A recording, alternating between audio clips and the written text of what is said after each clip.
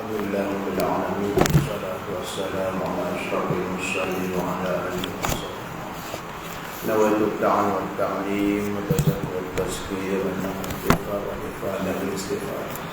Al-hazza ala tanasuki bi kitabillah wa sunnati rasulillah. Qala rabbi shrah li sadri amri wahlul 'uqdatam min lisani yafqahu qawli. InsyaAllah kita sambung kitab Nubahati dalam Wilayah Mati pada buku surah yang buku 4. Perenggan yang kedua. Qala al-mu'allif rahimahullah wa nafa'a bihi fi darain amin. Sesungguhnya orang mukmin itu mendengar bunyi mana orang jenazah. Jenazah orang mukmin yang dikehendaki oleh Allah Ta'ala mendengar bunyi daripada alas kaki orang yang meninggalkannya. Saya setara mana kita pada seorang apa yang meninggal, adakah kalau kita saya tu masuk ke kubur sekali, tanya-tanya sekali lah. Saya doa saya doa masuk ke kubur sekali tu, biar hak mati tu mati, kita hidup patut bagi atas kubur kan. Kalau baca Quran, baca nanti apa semua, nunggu lepas tu kan balik abang ni. Kalau tak pergi kubur lah tu tahu lah. Tak kat rumah kan, nyata pak kubur. Jadi orang yang meninggal tu, orang dalam kubur tu mendengar bunyi daripada alas kaki orang yang meninggalkannya, orang hidup yang meninggalkannya, sehingga ia ditanya oleh malaikat muka dan nakir. Siapa pada lepas pada orang hidup meninggalkan dia tu, tanyalah malaikat muka dan nakir, siapa Tuhanmu, apa agamamu, dan siapa nabimu. Maka ia menjawab, kalau iman dia kukuh, jawab Tuhan adalah Allah, agamaku adalah Islam, nabiku ialah Muhammad Rasulullah sallallahu alaihi wasallam. Seterusnya kedua malaikat itu mengherdiknya dengan sekuat-kuatnya.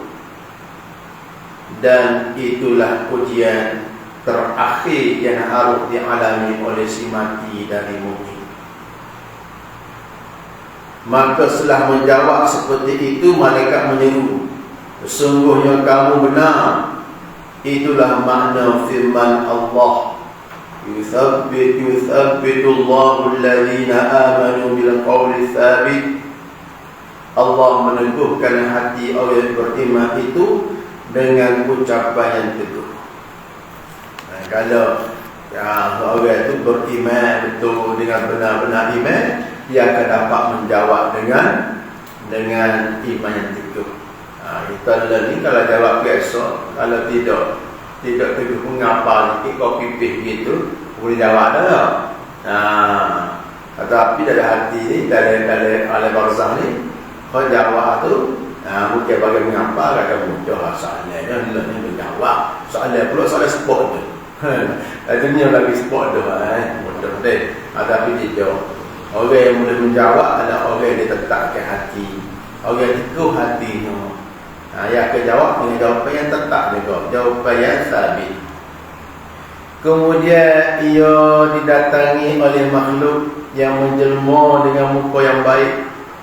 Lepas tu bila apa dapat jawapan yang teguh, dia didatangi oleh makhluk yang menjelma dengan muka yang baik, yang harum baunya, yang cantik pakaiannya. Lalu dia berkata, bergembiralah engkau dengan rahmat Tuhan dan surga yang luas nikmatnya yang kekal. Lalu si mati itu berkata, lalu si mati pula tanya, siapa engkau? Siapa? Semoga Allah juga beri kebaikan kepadamu. Ada orang mukmin ya. Ya dunia pun baik. Apa kalau ada hal lain pun baik, pun lebih baik ni. Orang yang dunia yang baik. Akhirat kalau kecil mulai juga. Orang yang lebih baik pada kita balas dulu. Kita doa kebaikan pada orang. Ada sifat orang yang mukmin. Sebab orang mukmin dari dunia saja pada akhirat. Jadi tanya siapa sebenarnya engkau ini, maka makhluk yang datang itu menjawab, aku adalah amalanmu yang soleh. Kalau dalam dunia ni boleh tak amalan itu jadi 3D 3D, jadi zahir nampak. Tak ada biasa abstrak tau. Amalan abstrak, cinta tu abstrak. Tak nampak, dia bukan bentuk 3D, bukan bentuk physically. Jadi Tuhan Maha Kuasa, Allah Ta'ala cipta makhluk, cipta kita, cipta amalan kita, cipta perbuatan kita, cipta perkataan kita, semua Allah Ta'ala cipta. Jadi amalan kita pun boleh berupa seorang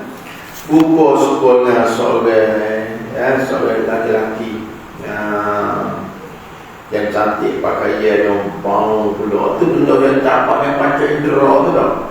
Muka bau, cantik pakaian.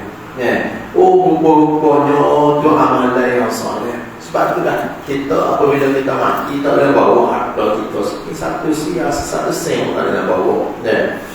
Tak ada bawa ke beliau. Lepas tu tak ada kita tinggal belakang. Bahkan tubuh kita tinggal. We go dari tanah tu. Kalau kita hak teman kita adalah, kalau kita balik adalah apa? Amalan. Maka makhluk datang itu menjawab, aku adalah amalanmu yang soleh. Demi Allah, aku ketahui engkau adalah orang yang bersegera taat kepada Allah, yang lambat daripada melakukan maksiat. Maka Allah membalas engkau dengan kebajikan, dengan kebaikan. Allah Ta'ala tak akan sia-siakan amalan kita. Walau sikit sekali pun Allah Ta'ala tak akan sia-siakan. Allah tak akan sia-siakan pahala dan jalan orang buat kebaikan. Dengan ini kita tahu amal kebaikan kita ni, Allah Ta'ala terima ni, kok mana kita tak tahu. Kok semaya bel kita, kok puasa kita, kok ngaji kita, kok kita berhubung dengan orang, kok sedekah kita. Sebab tu kita tak ada nak meremeh ke mana-mana amalan. Mana tahu waktu tu bawa kita pada Allah Ta'ala. Waktu yang Allah Ta'ala terima. Begitu juga kita tak ada meremeh ke benda-benda kau tak boleh jahat. Kalau waktu menjerumus ke sovet dalam neraka, dalam kapur, dalam kapur. Kalau waktu menjerumus ke sovet dalam neraka.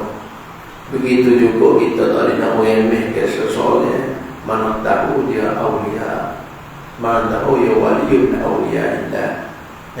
Nanti tak ada ini. Nabi sallallahu alaihi wasallam bersabda lagi. Kemudian kalau Nabi sallallahu alaihi wasallam tahu cerita lagi, kemudian terdengar suara yang menyeru, hampakan untuknya hamparan dari syurga, dan bukakan untuknya pintu menuju ke syurga. Lalu ia berdoa, ya Allah, ya Tuhanku, segerakanlah berlakunya kiamat supaya aku dapat berjumpa dengan keluargaku. Happy ending dan terhaba dalam kiamat.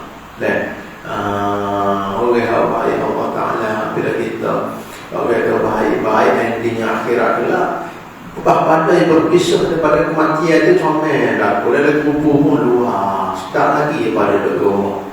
Tak ada sakit, tak ada pening, tak ada mikiran, tak ada apa-apa.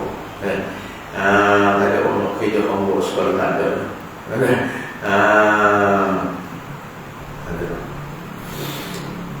Baginda sallallahu alaihi wasallam menjambu lagi, adapun orang kafir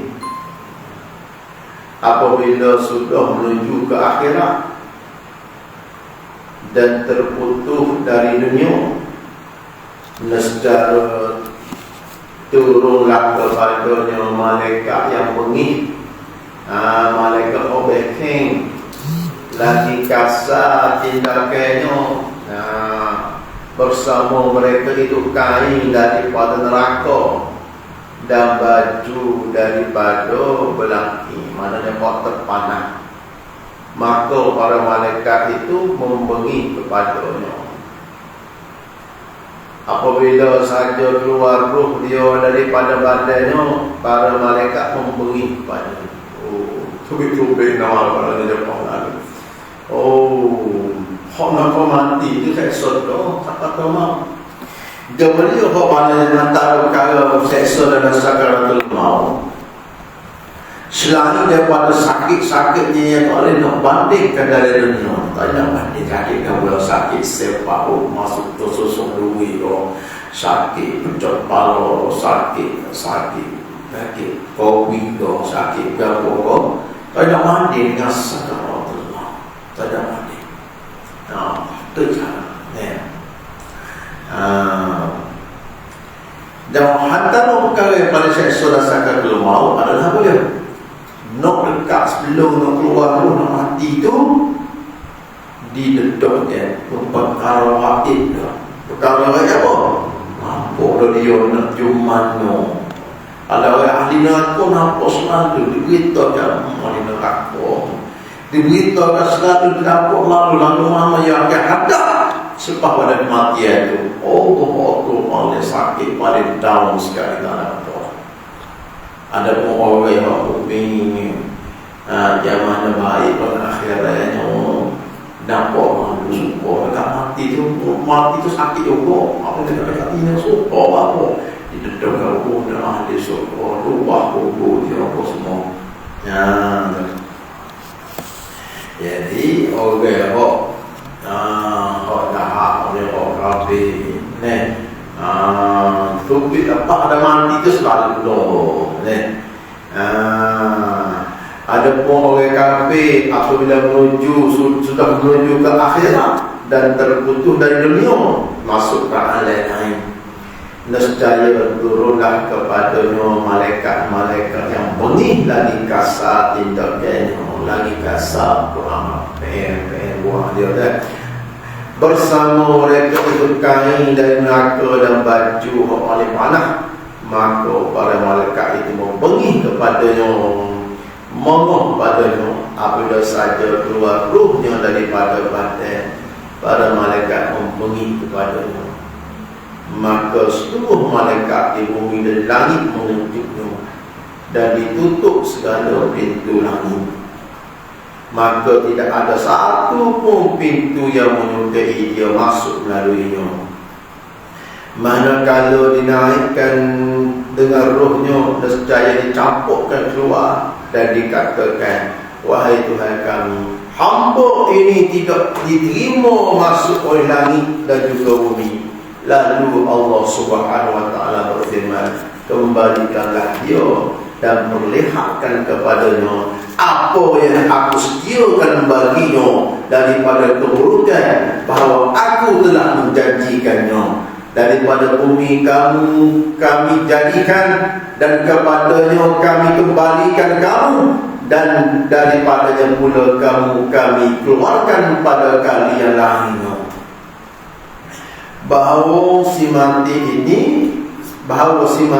ia mendengar bunyi daripada alas kaki mereka itu apabila mereka kembali daripada menghantarnya sedang bunyinya. Orang mati dia dengar bunyi daripada alas kaki orang hidup pada atas kubur balik lalu si mati itu ditanya oleh muka Nabi, hai si anu, siapa Tuhanmu, siapa nabimu, siapa agamamu? Lalu dia menjawab, aku tidak tahu. Kalau Allah ni dia tanya jawab. Tahu email pun tak sampai ke emak pun boleh jawab. Jadi akhirat nanti ada alih sana kau jawab apabila orang yang beriman yang boleh jawab dengan kau sabit. Ayah awak tak tahu lalu dikatakan engkau tidak tahu. Kamu tak tahu. Ada jawab aku tak tahu. Hanya siapa Tuhan, siapa Nabi, siapa agamamu. Aku tidak tahu. Lalu dikatakan kamu tak tahu. Kemudian kata kepadanya makhluk yang sangat buruk wajahnya. Kejuka kita yang dia bang pagi-pagi malam-malam tengok muka kuat tu penuka nak ni. Ni malaikat ni jumpa tak ada. Sangat busuk bang dapat gayanya. Lalu berkata dengan sendirinya kepadanya, bergembiralah engkau dengan kemarahan daripada Allah Ta'ala. Gembira ke mana tu saya malu tak? Yang dia panggil kecik nak nyanyi Awak ini pula. Gembiralah engkau dengan kemarahan daripada Allah Ta'ala. Dalam dunia gembira buat maksiat. Dalam dunia gembira dengan buat perkara yang Allah Ta'ala marah. Jadi kena orang nyanyi pula.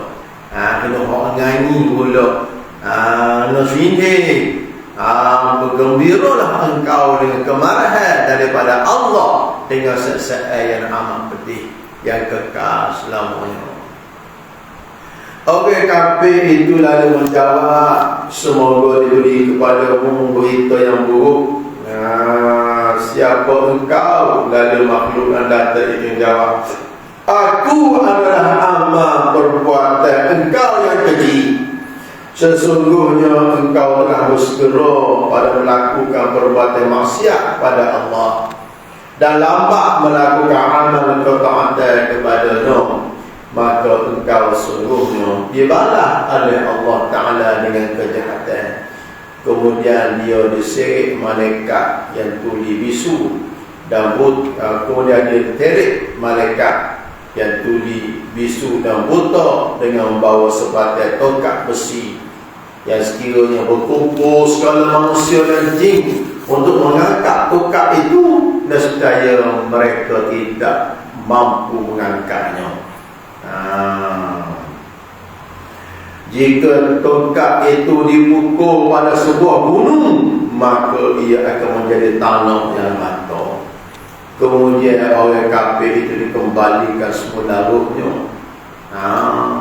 Lalu dipukul dengan tongkat itu di antara dua matanya dengan sekali pukul yang didengar ia oleh semua makhluk yang di bumi dan di langit selain manusia dan jin. Apa hidup semula, apa hidup semula, apa hidup semula. Dunia ni apa tak ada apa dah. Pedih kau, bong tak ada dah. Tak ada dah sakit oleh dunia tu. Tak dia kalau orang kafir, orang Tuhan yang seksual kan. Tak sudah sakit. Mungkin kata sakit mati dan kata sakit bunuh diri. Seksual di dunia, di dunia kan. Seksual bunuh diri. Akhirat gelap bunuh diri. Sakit semua. Mungkin kata sekali itu sakit, tetapi hilang tak ada berapa tidak. Kata bunuh diri ni hilang tak ada dah. Bila dunia seksual sedih ke berapa cewa bukan kau. Dia bunuh diri, pola sakit semua tak ada dah tidak begitu. Sakit itu tak begitu. Jadi sakit ni, itu memang sakit ni dalam dunia. Sakit dalam dunia. Tapi ingat, memang sakit ni ujian dalam dunia. Tapi ingat, kalau amalan kita untuk amalannya akhirat nanti pembalasan boleh sakit pula.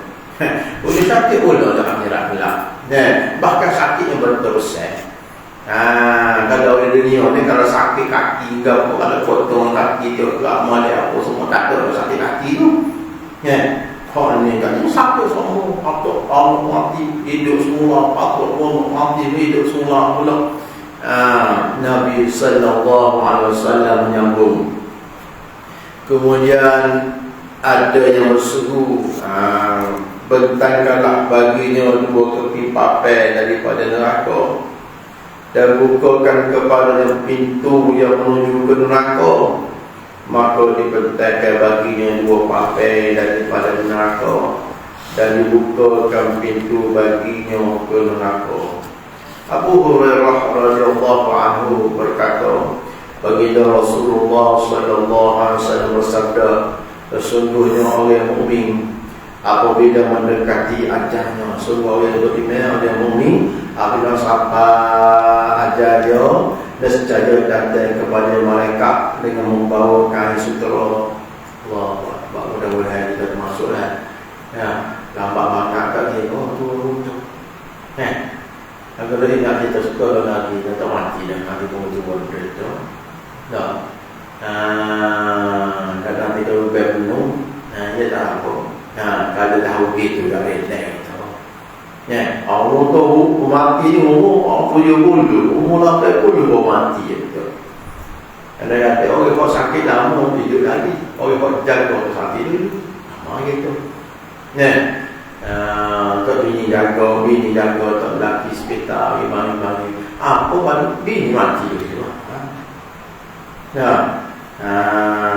Tak kira.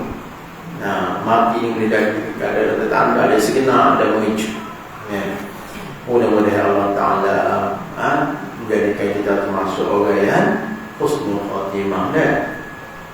Jadi ada hari Nabi sallallahu alaihi wasallam, baginda Rasulullah sallallahu alaihi wasallam, semuanya orang mukmin apabila mereka dengan ajal dia, nescaya datang kepada yang mereka yang membawa kain sutera berisi kasturi dan seikat daun kemangi, lalu nyawanya ditarik sebagaimana menarik selai rambut dari tepung gandum, dan dikatakan kepadanya, hai jiwa yang tenang, ya ayyatuhan nafsul mutmainnah, keluarkanlah dalam keadaan redha dan redha menuju rahmatnya Allah dan kemuliaannya. Dia redha pada Tuhan redha dia. Apabila dikeluarkan ruhnya, lalu diletakkan di atas bawah kasturi dan kemangi, lalu dibungkus dengan sutera dan dibawa ke syurga tinggi, syurga yang tertinggi. Itulah orang yang dihormati bila kebahagiaan sejati, as-sa'adah hakiki.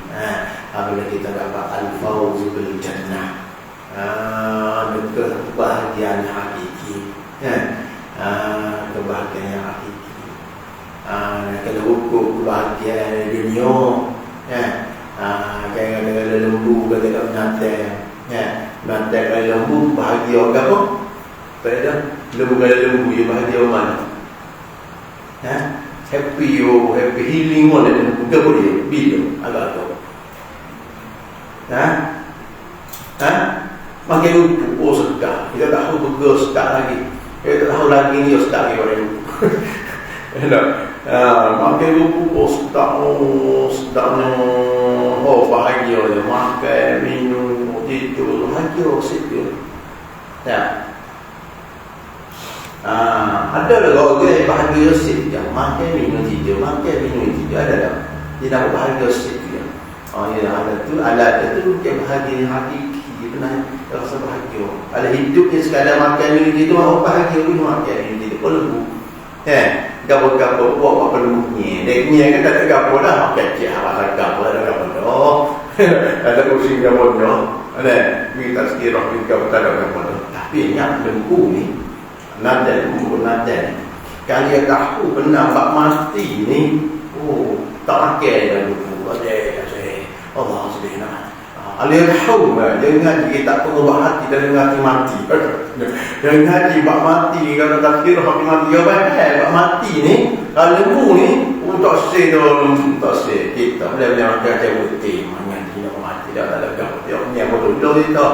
Tapi nanti kali apa betul bak mati tu tak semangke tu tak ada lembu nak gebel ada apa harus bak mati dulu lagi dia.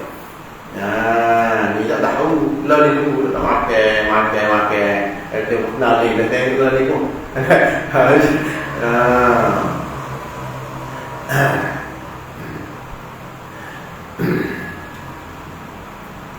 Mana ni?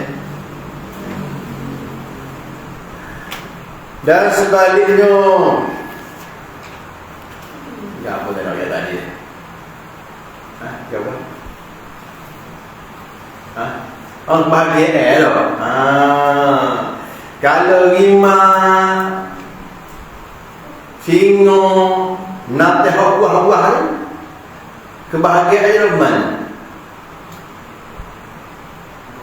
Amun hoge ki tai kemudian ada juga orang kita sini kebahagiaannya pada waktu kekanasan, kebahagiaan pada bunuh manusia yang lain. Ada bukan ada lagi, bukan ada lagi. Kalau lima singa ia bunuh orang, ada bunuh sendiri lagi, ada jumpa orang boleh orang ini nyepot tadi itu dah sawuk beli ekor kambing bunuh gak ataunya gitu.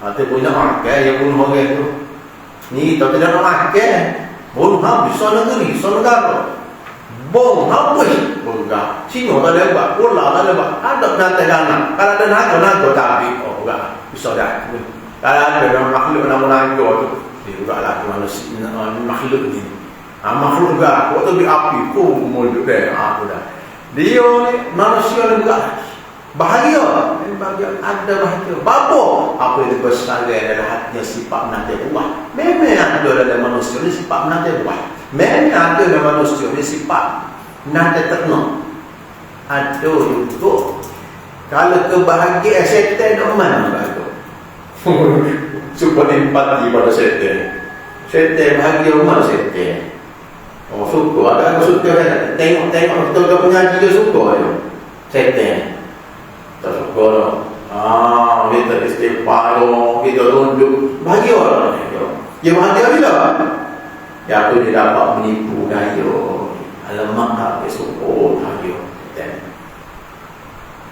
ada ke manusia yang suka yang bahagia apa dapat menipu daya orang lain ada ke scam orang bahagia atau biar orang dia ni dia suka kena kalau curi suka curi tu sebagai orang walaupun ada pisang tapi suka bahagia menipu bahagia menipu daya ada sifat kan manusia ni ada sifat syaitaniyah ada kebahagiaan mereka ke mana?